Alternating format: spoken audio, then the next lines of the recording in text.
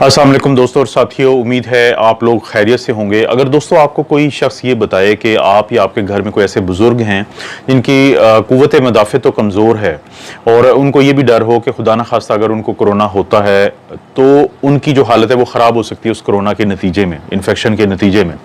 तो आपको कोई ये बात बताए कि मैं आपको एक ऐसा स्प्रे देता हूँ जो आपने अपने जो नाक है उसमें करना है, उसके बाद गहरे सांस लेने हैं। वो जो स्प्रे है उसके अंदर कोई ऐसी चीज़ है कि वो ना सिर्फ ये कि आपके नाक बल्कि आपके जो फेफड़े हैं, अगर उनमें कोरोना का जो वायरस है वो जा चुका है या अभी वो नहीं गया है लेकिन आपको डर है कि जहाँ पे आप जा रहे हैं वहाँ पे खुदा न खास्ता आप जो है कोरोना वायरस से एक्सपोज हो सकते हैं या कोरोना वायरस जिन लोगों को इन्फेक्शन हुई है तो वहाँ पे वो लोग हो सकते हैं, तो उस सूरत में ये स्प्रे आपको ना सिर्फ ये कि इन्फेक्शन होने से बचाएगा बल्कि अगर आपको इन्फेक्शन हो भी गई है तो उसके बाद ये आपको मदद करेगा उस कोरोना वायरस को मारने में। तो आप बड़े खुश होंगे ये जान के। ये एक ऐसा स्प्रे हो सकता है मुस्तकबिल में जो फार्मेसीज पे मौजूद हो, जिसको आप अपनी पॉकेट में रखें, जेब में रखें। तो ऐसी ही बहुत बड़ी एक चीज़ बनाई है साइंटिस्ट ने, और ये जितने भी रिसर्चर्स होते हैं जो कोरोना पे ज़ाहिर है पिछले 1.5 साल से काम कर रहे हैं, ये कॉम्बिनेशन है एंटीबॉडीज़ का। अभी तक आपने सुना होगा कि एंटीबॉडीज़ के टीके लगते हैं, और वो जो टीके लगते हैं वो क्या करते हैं कि जैसे दुनिया में एक कहा जाता है कि बड़ा एक मशहूर और बड़ा मजबूत एक मुल्क है, तो उसके सदर को जब पिछले दिनों कोरोना हुआ तो हम सब ने ये बात सुनी कि जैसे ही उनको हुआ कि इसकी हालत ख़राब हो सकती है क्योंकि इसकी उम्र 70 साल से ज़ायद है और इसको हेल्थ के कुछ ऐसे इश्यूज़ भी हैं, तो उसको फौरी तौर पे हॉस्पिटल लेके जाया गया और उनको एंटीबॉडीज़ लगाई गई। तो ये जो एंटीबॉडीज़ हैं ये कोई नई चीज़ नहीं है, हम सुनते रहते थे, लेकिन डॉक्टर्स का एतराज़ था इस पे। उनका ये कहना था कि क्योंकि कोरोना वायरस तो या तो ये सांस की नाली वाले हिस्सों में होता है या ये फेफड़ों में होता है, लेकिन जो एंटीबॉडीज़ हम देते हैं वो हम देते हैं वेन के थ्रू, यानी खून की नाली के थ्रू या ड्रिप के थ्रू। तो उनका ये कहना था कि बहुत ज़्यादा डोज देना पड़ती है इन चक्रों में कि कुछ ना कुछ मिकदार जो है वो फेफड़ों तक भी पहुंच जाएगी। तो इसका हल निकला है इस प्रोडक्ट से, जिसके जो प्री क्लिनिकल ट्रायल हैं, यानी जो माइस के अंदर या जो चूहों के अंदर इसके ट्रायल्स होते हैं वो इंतहाई कामयाबी से मुकम्मल हो चुके हैं। इंसानों में इसके ट्रायल स्टार्ट हो रहे हैं और इसके जो रिजल्ट सामने आए हैं वो साइंटिस्ट की अपनी ही तवक्कुआत से भी बढ़ के हैं। इसमें दोस्तों उन्होंने ये किया था कि जो दुनिया में मुख्तलिफ किस्म की स्ट्रेन्स आती हैं, ये सिर्फ जो स्प्रे है ये आपको इतना हेल्प नहीं करेगा कि आपको वायरस से बचाए और अगर हो गया तो उसको मारे 6 घंटे के अंदर अंदर, बल्कि ये आपको इतनी मदद भी करेगा कि अगर कोई और स्ट्रेन भी आती है तो उसके खिलाफ भी एंटीबॉडीज काम करेंगी। तो ये दो जो खूबियां हैं इनकी वजह से पूरी दुनिया की तवज्जो अब इस प्रोडक्ट के ऊपर चली गई है। तो ये प्रोडक्ट जो है ये एक स्प्रे की शक्ल में होगी कि जिसको आप स्प्रे की शक्ल में अपने नाक के अंदर मारेंगे और इसके अंदर होंगी 2 किस्म की एंटीबॉडीज। आप सब लोगों को पता है कि ये बहस बहुत ज्यादा चलती रही है पूरे 1 से 1.5 साल के, जब भी किसी को कोरोना होता है अगर तो उसके अंदर एंटीबॉडीज मौजूद हैं तो वो महफूज रहता है, और अगर उसके अंदर एंटीबॉडीज मौजूद नहीं होती या नहीं बन पाती तो उस सूरत में वो बहुत गैर महफूज होता है और उस शख्स को खुदा ना खास्ता कॉम्प्लिकेशंस आ सकती हैं, जो अक्सर हम बातें करते रहते हैं कि अगर किसी की उम्र ज़्यादा हो, शुगर बहुत अरसे से और बहुत ज़्यादा उसकी शुगर का कंट्रोल बेहतर ना चल रहा हो, या कोई ऐसी दवाइयों पर हो जिसकी वजह से मदाफ़ती निज़ाम बेहतर काम ना करे और एंटीबॉडीज़ ना बनाए, तो ये वो तमाम लोग होते हैं जो ख़तरे में होते हैं। ये बातें हम करते रहे हैं। अभी मैं आपको एक समझाने की खातिर एक बात बता देता हूं कि 2 किस्म की इम्यूनिटी होती है, एक होती है एक्टिव इम्यूनिटी और एक होती है पैसिव इम्यूनिटी। एक्टिव इम्यूनिटी ये होती है कि वायरस या बैक्टीरिया आपके जिस्म में जाए और आपका जो जिस्म है वो उसके खिलाफ एंटीबॉडीज बनाए, इसे कहा जाता है एक्टिव इम्यूनिटी, यानी आपके जिस्म में एक्शन हुआ और उसने एंटीबॉडीज पैदा की। एक होती है पैसिव इम्यूनिटी। पैसिव इम्यूनिटी ये है कि आप बैठे हैं आराम से और आपको कुव्वत मदाफ़त दे दी जाए एंटीबॉडीज की शक्ल में और बाहर से लग जाए, जैसे इम्यूनोग्लोबुलिन्स हम देते हैं। जैसे कुत्ते के कांटे का क्या इलाज होता है कि जब किसी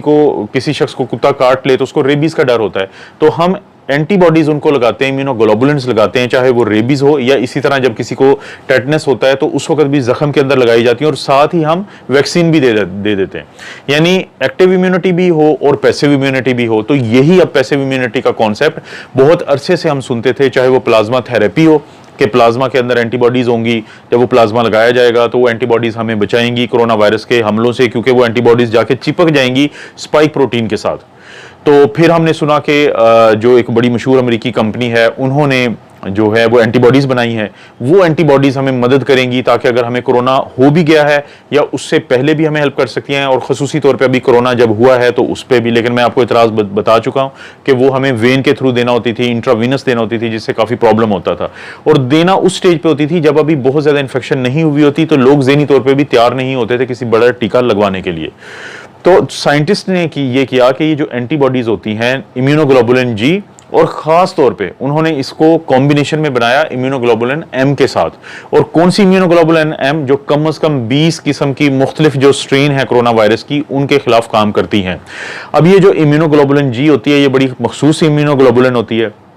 ये जो वायरस की सतह पे मौजूद स्पाइक प्रोटीन का एक मखसूस हिस्सा, जिसको हम रिसेप्टर बाइंडिंग डोमेन कहते हैं, उसके साथ जाके ये अटैच होती है और उसको फिर नाकारा करती है और उसको काम नहीं करने देती, उसको हमारे सेल्स में दाखिल होने नहीं देती। लेकिन ये थोड़ा सा क्योंकि स्लो काम करती थी, काफ़ी अरसे तक फिर रहती थी, तो इसका हल साइंटिस्ट ने ये निकाला कि उन्होंने कॉम्बिनेशन में डाला इम्यूनोग्लोबुलिन एम जो एंटीबॉडीज़ होती हैं। और ये सारी बायो इंजीनियर्ड है, यानी इनको लैब में तैयार किया गया है, लेकिन इनका फंक्शन 100% वही है जो हमारी अपनी एंटीबॉडीज का होता है। तो इम्यूनोग्लोबुलिन एम के दो फायदे हैं। एक तो ये फौरी तौर पे काम शुरू कर देती है, फौरी तौर पे इसका एक्शन शुरू होता है, बहुत स्ट्रॉन्ग इसका एक्शन होता है। और कम से कम जो 20 कोरोना वायरस की जो स्ट्रेन है मुख्तलिफ, उनके खिलाफ इसको तैयार किया गया है। जब इस कॉम्बिनेशन को इस्तेमाल करवाया गया एक स्प्रे की शक्ल में, कि वो स्प्रे जो है आपके नाक में उसको डाला जाता है, फिर आपको कहा जाता है कि आप गहरे सांस लें। वो स्प्रे अगर किसी भी शख्स को कोरोना वायरस होने से 6 घंटे पहले या कोरोना वायरस होने के 6 घंटे के बाद दिया जाए, यानी प्रोफाइलैक्सिस के तौर पे भी कि कोरोना वायरस की इन्फेक्शन से बचाने के लिए भी, और इब्तदाई मरहले में भी, तो 2 दिन के अंदर अंदर ये देखा गया है कि जो लंग्स हैं उनको ये क्लियर कर सकता है ये स्प्रे, जिसके क्लिनिकल जो इंसानों पे ट्रायल हैं वो स्टार्ट हो रहे हैं, और जो प्री क्लिनिकल ट्रायल हैं वो बहुत ज़्यादा कामयाब हुए हैं। कोई भी दवाई हो, कोई भी वैक्सीन हो, उस पर हमेशा पहले प्री क्लिनिकल ट्रायल होते हैं। अगर वो वहाँ पे कामयाब हों, कामयाबी का क्या मतलब है कि वो सेफ हों, महफूज हों और कारकर्दगी भी उनकी अच्छी हो, तो उसके बाद ही इंसानों में उसके ट्रायल स्टार्ट होते हैं। चाहे वो जितनी भी आप वैक्सीन अब सुनते हैं आजकल, या जितनी भी एंटीबॉडीज़ की इससे पहले कोई भी प्रोडक्ट बनी है, तो वो तमाम की तमाम इन्हीं मराहल से गुजरती हैं। तो इस खबर को साइंस की दुनिया में एक अच्छी खबर के तौर पर देखा जा रहा है कि फार्मेसी से आपको एक स्प्रे मिल जाए, आपकी पॉकेट में हो, आपके वो बुजुर्ग या वो लोग जिनकी इम्यूनिटी कम हो, अगर उनको किसी ऐसी जगह पे जाना पड़ जाए जहां पे इतने लोगों की तादाद हो कि आपको डर हो कि आपको कोरोना वायरस वहां से हो सकता है, या वहां से आने के बाद 6 घंटे के अंदर अगर वो आप स्प्रे इस्तेमाल करते हैं, तो इस चीज़ के बहुत ज़्यादा चांसेस होंगे कि अगर कोरोना, पहली तो बात है होगा नहीं अगर आपने पहले से उसको इस्तेमाल किया हुआ है, लेकिन फ़र्ज़ करें कि अगर आपको हो भी जाता है तो उस सूरत में वो चीज़ आपको बचाएगी कोरोना वायरस की कॉम्प्लिकेशन से, क्योंकि ये जो एंटीबॉडीज़ हैं ये जुड़ जाएंगी उसके स्पाइक प्रोटीन के साथ और इसको ये मोहलत नहीं देंगी कि वो आपके सेल्स के अंदर कोरोना वायरस जाए और वहाँ पे रेप्लिकेट हो। और अगर फ़र्ज़ करें वो अंदर जाके कुछ चला भी जाता है और रेप्लिकेशन होने के बाद जो बाकी बाहर निकलेगा, तो उसको भी ये एंटीबॉडीज़, क्योंकि बहुत ज़्यादा तादाद में होंगी। प्लाज्मा थेरेपी पे हमारा क्या एतराज़ था? 2 एतराज़ थे कि एक तो प्लाज्मा दिया जाता है उस स्टेज पे जिस वक्त मरीज को कोई फ़ायदा नहीं होता, और दूसरा प्लाज्मा के अंदर कितनी एंटीबॉडीज़ हैं किसी को नहीं पता। यही वजह है कि जब कुछ कंपनियों ने एंटीबॉडीज़ बनाई और वो एंटीबॉडीज़ जब लोगों को लगना शुरू हुई उस स्टेज पे, जिस स्टेज पे ज़रूरत थी, तो बहुत अच्छे रिजल्ट आए, जिसकी वजह से उसकी जो प्रोडक्ट्स हैं वो बहुत ज़्यादा दुनिया में बिकती हैं अब, और उनकी जो प्रोडक्शन है वो कम रह जाती है और उनकी डिमांड ज़्यादा है। लेकिन उसमें ये प्रॉब्लम था कि लोगों को हॉस्पिटल जाना पड़ता था, लोगों को वहाँ जाके लगवानी पड़ती थी, लोगों को स्टे करना पड़ता था। लेकिन ये जो नई प्रोडक्ट आएगी तो इसके अंदर ऐसी कोई चीज़ नहीं होगी।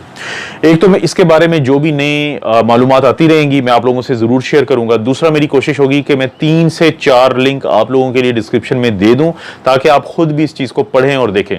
मैंने इससे पहले कुछ जो साफ़ी हैं उनकी वीडियोस देखी थी जो पाकिस्तानी साफ़ी बनाते हैं, लेकिन पाकिस्तानी साफ़ियों की साइंस और ख़ुसूसी तौर पे मेडिकल की जो वीडियोस होती हैं वो इतनी फ़नी होती हैं कि वो मेरे जैसा जो सीरियस बंदा रिसर्च करना चाहता है तो वो शायद 2 मिनट से ज़्यादा नहीं देख पाता है, वो इतनी हंसी आती है उनकी वीडियो देखने से।